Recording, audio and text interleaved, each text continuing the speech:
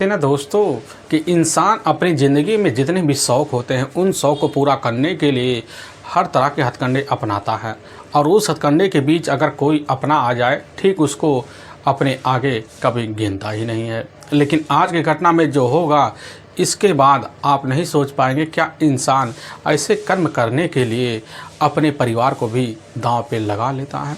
आज की घटना में सेम कुछ ऐसा ही होने वाला है। आज की घटना में क्या था, आज की घटना में क्या हुआ, आज की घटना की आप पूरी तरह तक सच्चाई जानने के लिए इस वीडियो को आप लास्ट तक जरूर देखिएगा। नमस्कार दोस्तों, मैं प्रदीप कुमार आपको इस टेढ़ी बात चैनल पे मैं स्वागत करता हूं। दोस्तों आज की यह जो सच्ची घटना है, यह घटना सुनाने से पहले मैं आपसे एक छोटा सा रिक्वेस्ट करना चाहता हूं, क्योंकि आप अगर इस चैनल पर नए हो और पहली बार आए हुए हो तो एक बार जाकर अपने इन्हीं प्यारे हाथों से आप इस चैनल को लाइक और सब्सक्राइब और शेयर ज़रूर करें, ताकि आपकी वजह से इम्पोर्टेंट होने के नाते यह जो वीडियो है यह काफ़ी लोगों तक पहुंचाया जा सके। और इसके लिए हम आपके तहे दिल से शुक्रगुजार रहेंगे, क्योंकि दोस्तों आज की यह जो सच्ची घटना है, यह घटना आपको एक बार सोचने पर मजबूर कर देने वाली है, ताकि इस वीडियो को आप काफ़ी लोगों तक आज शेयर करें। इसके लिए हम आपके तहे दिल से शुक्रगुजार रहेंगे। दोस्तों आज की यह जो सच्ची घटना है, यह घटना ठीक उत्तर प्रदेश और उसी में जाना माना अब इधर स्मार्ट नगर पड़ता है, अब गाज़ियाबाद। उसी गाज़ियाबाद एक जाना माना अब कस्बा पड़ता है अब मोदी नगर, और ठीक उसी से करीब होता है एक सिगरी खुर्द जाना माना गांव। अब सिगरी खुर्द जो होता है उस गांव में हर साल जो चैत का महीना होता है, उसी महीने में जब नवरात्र का हफ्ता आता है तो उसी में जाकर वहाँ मेला लगता है, और हर साल वहाँ मेला लगने का एक रीत होता है। और उसी मेले में जो होता है ज़िले के जितने भी करीबी गांव होते हैं, आस पड़ोस गांव होते हैं, सभी लगभग गांव के हर संख्या से वहाँ पहुँचते हैं और मेले का आनंद लेते हैं। लेकिन ठीक उसी गांव से अब कुछ दूर पर ही इधर उत्तर प्रदेश का जाना माना एक ज़िला है, अब मेरठ है। ठीक उसी मेरठ का ही एक रसूलपुर जाना माना थाना पड़ता है, और उसी में सटा हुआ एक जाहिदपुर गांव है। उसी गांव का रहने वाला होता है अब मनोज सिंह, जिसकी उम्र लगभग 28 साल के आसपास होती है। अब उसकी अपनी पत्नी होती है अब संगीता। लेकिन हाँ, मनोज को टोटल एक बेटी होती है 1.5 साल की।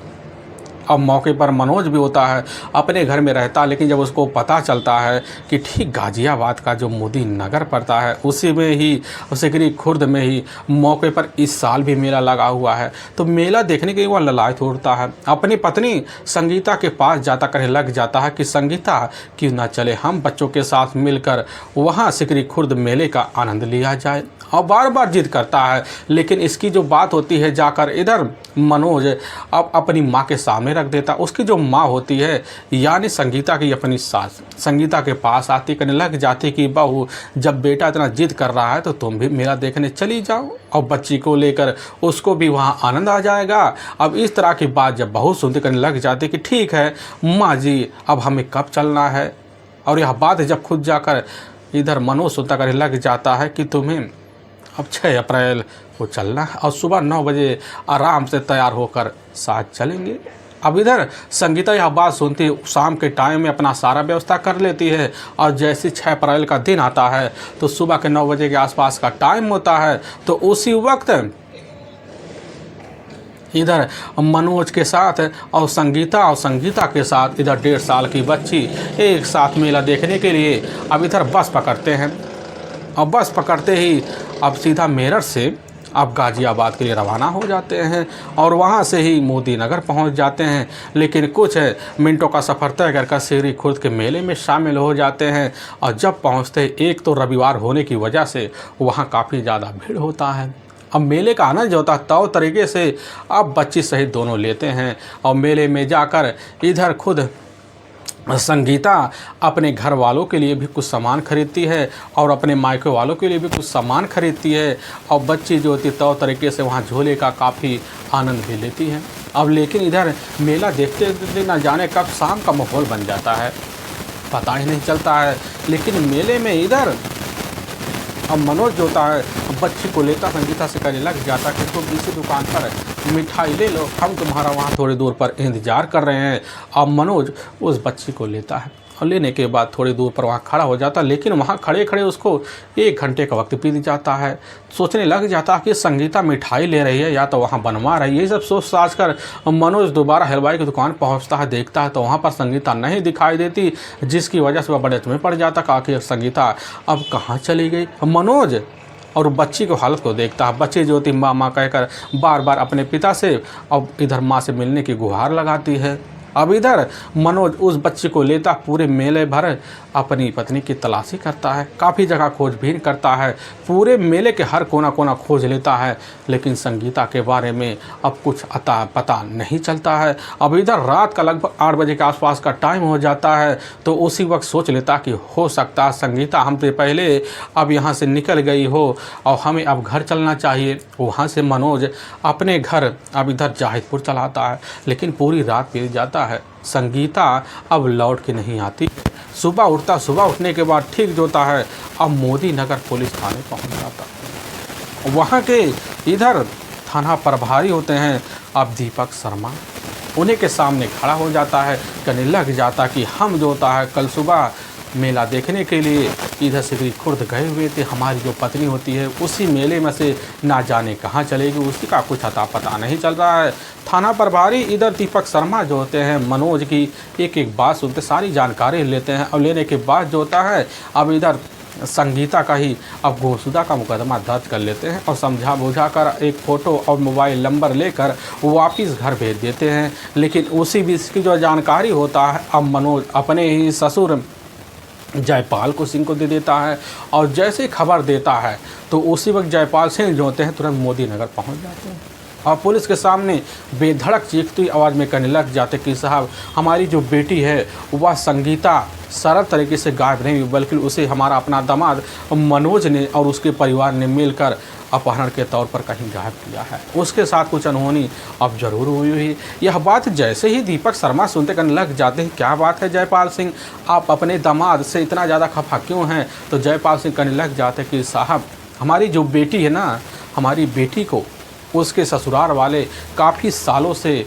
दहेज के लिए धमका मुका रहे थे, बार बार धमकी देते थे, लेकिन अभी कुछ ही महीने पहले हमारी बेटी हमारे पास से अपने ससुराल में गई हुई है और एक पंचायत है बैठने की वजह से अब उसी खफा का इतना बड़ा परिणाम हमें भुगतना पड़ेगा, हमें नहीं पता है। हमें पूरी तरह से यकीन हो गया साहब हमारी बेटी के साथ कुछ ना कुछ गलत जो होता है उसके ससुराल वालों ने किया है। और पुलिस की जो टीम होती है सारी टीम हुई होती है अपने तौर तरीके से इधर जयपाल सिंह की बात सुन लेती है और जयपाल सिंह की बात सुनने के बाद थाना प्रभारी दीपक शर्मा को पूरी तरह से जो शंका होता है अब जाकर मनोज के पूरे परिवार के ऊपर हो जाता है। इसीलिए पुलिस की जो टीम होती है जयपाल सिंह के ही तहरीर पर इधर अपराध संख्या 294, 214 और इधर भदवी की धारा 498 और 420 और 214 के तहत मुकदमा दर्ज कर लेती है। और दर्ज करने को पुलिस की जो टीम होती है सबसे पहले इधर जयपाल सिंह को हिदायत देती तौर तरीके से वहां समझा बुझा कर अपने घर वापस भेज देती है। और जयपाल सिंह जब घर जाते हैं तो अपनी बेटी की तलाशी करने के लिए जो होता है सबसे पहले मेले में जाते हैं, काफ़ी जगह खोजबीन करते हैं। मेले में सोमवार का नाता होता है लेकिन तब भी भीड़ होता है और वहाँ काफ़ी लोगों से फ़ोटो दिखाकर पूछताछ करते हैं, लेकिन तब भी संगीता के बारे में कुछ अता पता नहीं चलता है। दूसरी तरफ अब थाना प्रभारी दीपक शर्मा जो होते हैं उसी समय सबसे पहले एक टीम गठित करते हैं और गठित करने के बाद दल बल टीम को लेते हैं और इधर जाहिदपुर गांव जब पहुंचते हैं तो पता चलता है कि इधर अब मनोज के घर मौके पर अब ताला लगा हुआ है। पुलिस का शंका वहीं और बढ़ जाता कि बस करो सीधा साधा हाथ जो होता है इधर मनोज के घर परिवार वालों का है। इसीलिए पुलिस की जो टीम होती है सबसे पहले अब मनोज का मोबाइल नंबर लेती है, उसके मोबाइल नंबर के तहत जो होती है उसकी तलाशी की जाती है, मुखबिर व्यवस्था भी कर दी जाती है ताकि मनोज का जल्द जल्द अता पता चल सके कि आखिर संगीता है तो है कहाँ। पुलिस की टीम मुखबिरों को अलर्ट कर देती है, मुखबिर लग जाते हैं, लेकिन मुखबिरों के द्वारा पता चलता है कि इधर जो होता है मनोज एक मौके पर टिब्बिल है वहीं जाकर छुपा हुआ है। पुलिस की टीम खबर पाती है और जाती है, ठीक उसी टिब्बिल पर धावा बोल देती है और मनोज को वहीं से कस्टडी में लिया जाता है और लेकर जब थाने पहुँचा जाता है तो मनोज से वहाँ थाना प्रभारी अब इधर दीपक शर्मा जो होते हैं पूछताछ करते हैं तो तरीके से, लेकिन उसके चेहरे पे देखते हैं पुलिस की टीम हाव भाव है, हाव भाव देखकर समझ जाते हैं। थोड़ी बहुत जो होता है इधर उधर की बात मनोज करता है। काफ़ी घंटे पूछताछ किया जाता है, लेकिन जब पुलिस की टीम शंका को यकीन में बदलते वहाँ सख्ती दिखाती है मनोज के ऊपर, तो मनोज कोई ऐसे शातिर मुजरिम था नहीं जो पुलिस के सामने ज़्यादा देर टिक पाए और बड़ी जल्दी इधर संगीता की हत्या का जुल्म चौंकाने वाला कबूल कर लेता, करने लग जाता कि साहब असल में उसकी बॉडी हमने तो ले जाकर गंगा नहर में डंप कर दी। अब पुलिस की जो टीम होती है इधर उसी के ही अब कबूलनामे पर उसको कब्जे में लेती है और कोर्ट के 3 दिन रिमांड से लेती है और लेने के बाद इधर गंगा नहर में जाती है तो तरीके से वहाँ अब जाकर संगीता के बॉडी को तलाशी करती है, लेकिन पुलिस के कब्जे में संगीता का बॉडी नहीं लग पाता है। इसीलिए पुलिस की जो टीम होती है 3 दिन रिमांड खत्म होने के बाद ले जाती है, वहाँ कोर्ट में पेश कर देती है। लेकिन अब जो सच्चाई रखते सुनने के बाद हर किसी को अपने कानों पर यकीन नहीं होता है। असल में उत्तर प्रदेश का जो ज़िला है मेरठ है, अब उसी में ही अब सरूपुर खुर्द एक जाना माना इलाका पड़ता है, उसी में ही एक रसूखपुर जाहिद गांव पड़ता है। उसी गांव के रहने वाले होते हैं अब देवकरण सिंह, जिनके पास टोटल 5 बीघा खेती होता है। उनके टोटल 2 ही बच्चे होते हैं, एक बड़ा बेटा सुरेश होता है, एक छोटा बेटा मनोज होता है। अब खेती बाड़ी के नाते जो होता है उस समय इधर देवकरण सिंह अपने खेत में तौर तरीके से अब मेहनत मजदूरी किया करते थे और वह छोटे मोटे किसान होने के नाते जो होता है उनको मान सम्मान मिलने में वहाँ किसी लोगों से कोई कमी भी नहीं होती थी। इधर बेटे अपने जब बड़े हो जाते हैं उनको पढ़ाई दिखता है, लेकिन पढ़ाई में जो होता है अब दोनों बेटों का मन नहीं लगता है। अब दोनों बेटों में जो बड़ा बेटा होता है सुरेश मौके पर अपने पिता के साथ वह भी अब खेती बाड़ी में उलझ जाता है, लेकिन समय बीतने लग जाता है। समय के हिसाब से जो होता है देखते कि मनोज का जो होता है अब उसका भी पढ़ाई में मन नहीं लग रहा, तो उसी भी फैसला लेते हैं और अपने ही गांव में एक जनरल स्टोर का दुकान अब मनोज के लिए खुलवा देते हैं। अब इधर उनका जो बड़ा बेटा होता है सुरेश अब उनके साथ घर गृहस्थी खेती बाड़ी और बाज़ारों में आने जाने का साधन बन जाता है। तो तरीके से देवकरण के साथ दोनों बेटों की जो ज़िंदगी होता है अब चलते चलते जब वक्त निकल जाता है तो इसी बीच देवकरण को आभास होता है कि सुरेश जो होता है पूरी तरह से अब शादी की दहलीज पर पहुँच चुका है।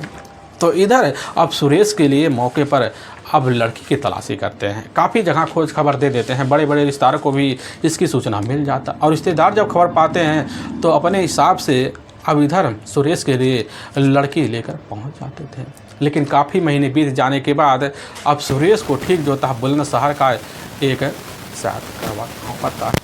उसी गाँव के रहने वाले होते हैं क्षेत्रपाल सिंह, उनकी अपनी बेटी होती है शशि जो काफ़ी पढ़ी लिखी होती है, चंचल भी होती है, खूबसूरत 1 नंबर की होती है। अब इसी स्वभाव को देखकर अब इधर वहाँ क्षेत्रपाल सिंह जो होते हैं अपनी बेटी के लिए रिश्ते लेकर सीधा का सीधा जाकर इधर देवकरण सिंह के घर पहुंच जाते और सुरेश का हाथ मांग लेते हैं। और मांगने के बाद जो होता सुरेश जब देखता पहले ही नज़र में शशि को पसंद कर लेता है, लेकिन शशि जब देखते हैं तो उस समय 2-3 बार सोचती है, सोचने के बाद सोच लेती है चलो माता पिता की अपनी मजबूरी है और वह खेती बाड़ी वाला एक जाना माना किसान भी है और शादी कर लेते हैं। यही सब सोच साज कर शशि अब जो होती है जाती है, जाने के बाद अपने पिता की बात मान कर अब सुरेश से शादी कर लेती है।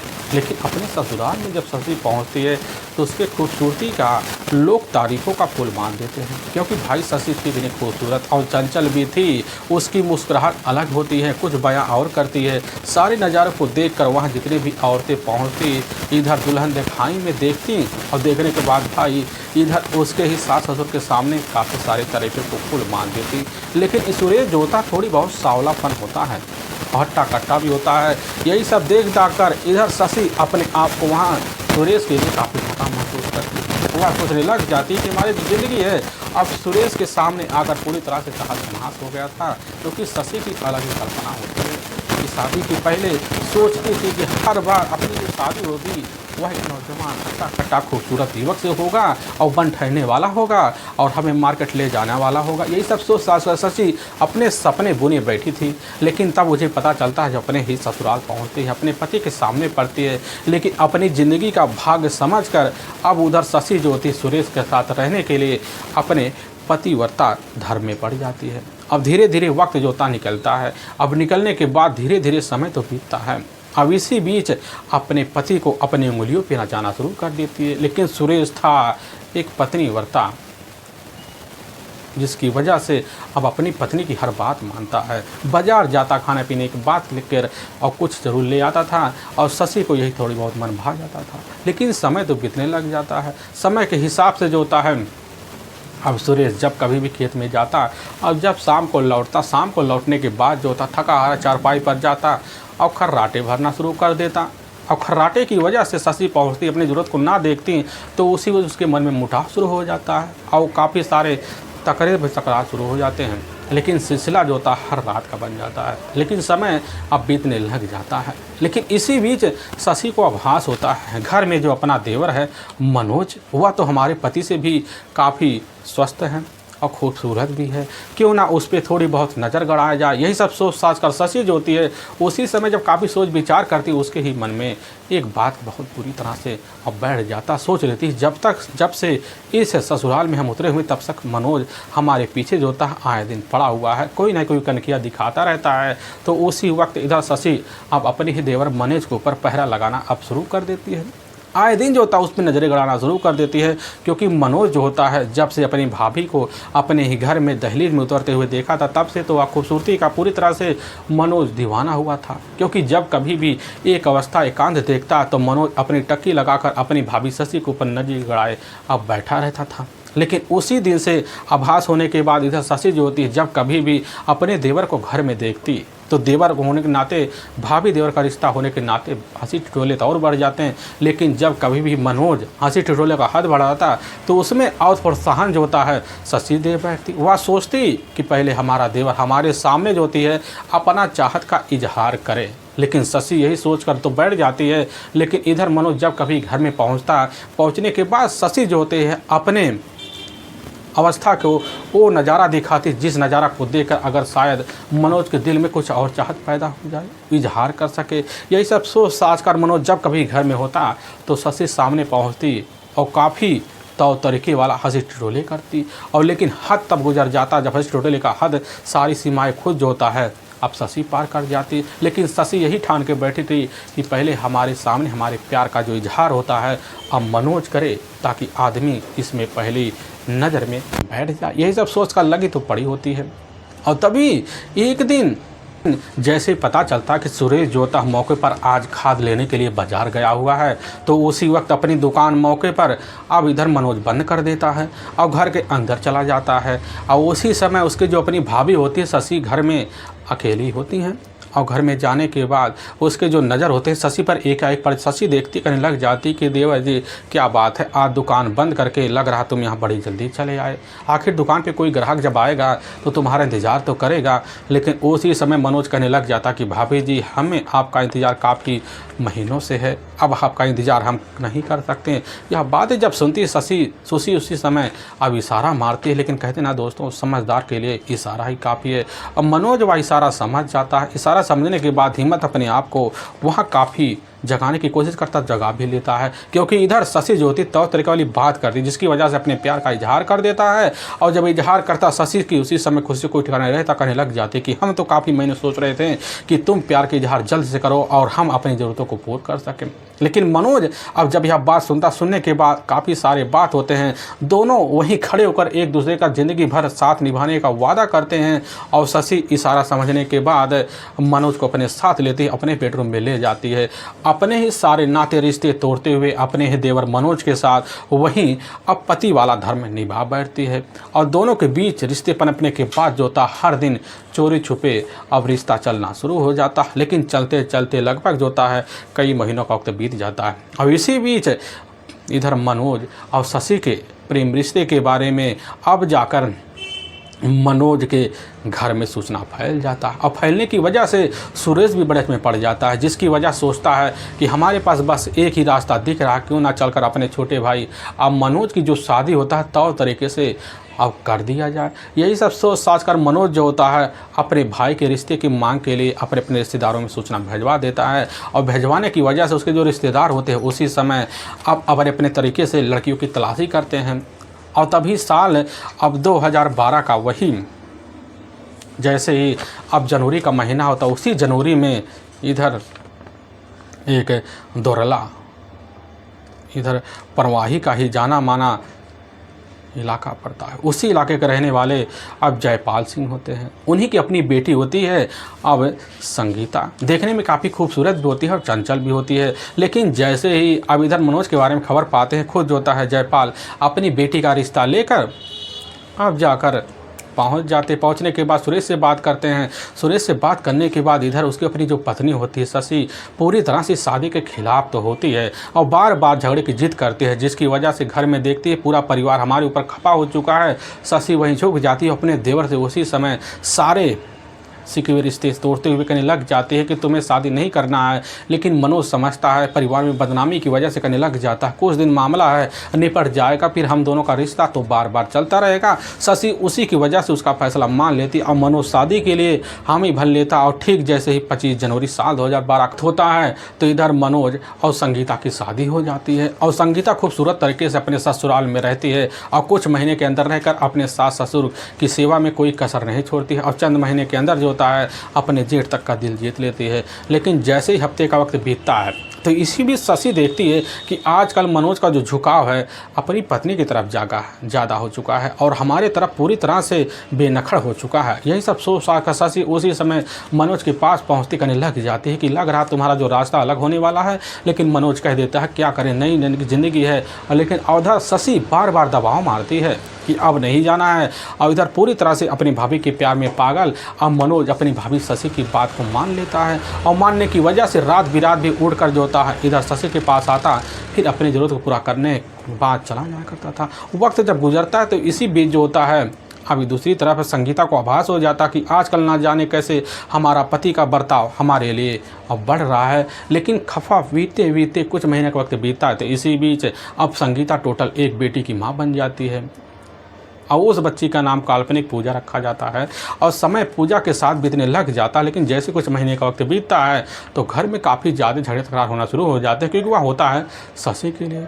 क्योंकि शशि दबाव यही मारती है कि अपनी पत्नी को अपने रास्ते से चाहे जैसे कर कर यहाँ से घर से निकाला लगवाओ। और इधर मनोज जो होता है निकाला लगवाने के लिए अब जो था जाकर संगीता के ऊपर दबाव मारता है कि तुम अपने घर से 1 लाख रुपए का दहेज ले आओ, तभी तुम्हारा इस घर में दोबारा अब रहने की कोई व्यवस्था हो पाएगा। लेकिन इधर अब संगीता जो होती है बार बार कहती है हमें नहीं जाना है, इसके लिए हमें चाहे जो करना पड़े, जिसकी वजह से अब मनोज के हाथ से संगीता को पिटाई का सामना करना पड़ जाता। लेकिन वक्त तो बीतता है, बीते बीते संगीता नहीं समझ पाती। तभी एक दिन जैसे रात का 1:30 बजे के आसपास का टाइम होता था, अचानक संगीता की आँख खुल जाती और संगीता उठती है। उठने के बाद बाहर निकलती देखती है कि मौके पर उसकी जो अपनी जेठानी होती शशि का कमरा पूरी तरह से खुला हुआ है, क्योंकि उसके जेठ जो होते हैं मौके पर एक रिश्तेदार के यहाँ गए हुए थे। लेकिन अपने ही जेठ के कमरे में जैसे ही अब इधर संगीता घुसती है तो उसी समय अपने ही एक जेठ है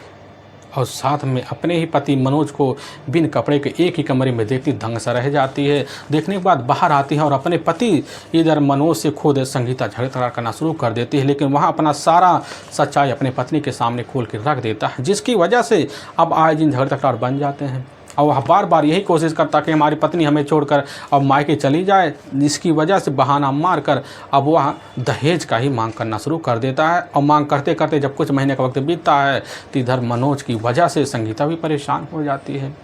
और ठीक है, अब जैसे ही मार्च साल 2013 का महीना होता है, उसी महीने के शुरुआती में इधर अब मनोज अब जाकर संगीता से काफ़ी झगड़े तगड़ा करता है और उसी समय उसको अपनी बेटी को लेकर अपने घर से रफा दफा कर देता है और इधर संगीता अपने ही मायके चली जाती है। और इधर उसके जो पिता होते हैं मौके पर अब जैसी खबर जयपाल पाते हैं और जयपाल पाने के बाद उसी वक्त अपने थाने में जाते हैं और जाने के बाद अपने दामाद के ऊपर जो होता है दहेज उत्पीड़न का मुकदमा दर्ज करवा देते हैं। और इधर जो होता है मामले को रफा दफा करते करते लगभग 3 महीने का वक्त बीत जाता है और तभी जो होता है खुद इधर मनोज सख्ते में आता है और समझा बुझा कर जाता है अपने ससुराल पहुंचता है और जयपाल से मौके पर अपने गांव में मिलवा कर एक बड़ी पंचायत बुलाता है। उसी पंचायत के तहत जो होता है दोनों को रिश्तों को दोबारा अब राजीनामा मिल जाता है। राजीनामा मिलने के बाद दोबारा जो होता है ठीक जून साल 2013 का ही महीना होता है, उसी महीने में अपने पत्नी और अपने बच्चे को अपने साथ ले आता है। लेकिन जैसे 4 महीने का वक्त बीतता है तो उसी भी दोबारा जो होता है दहेज उत्पीड़न के लिए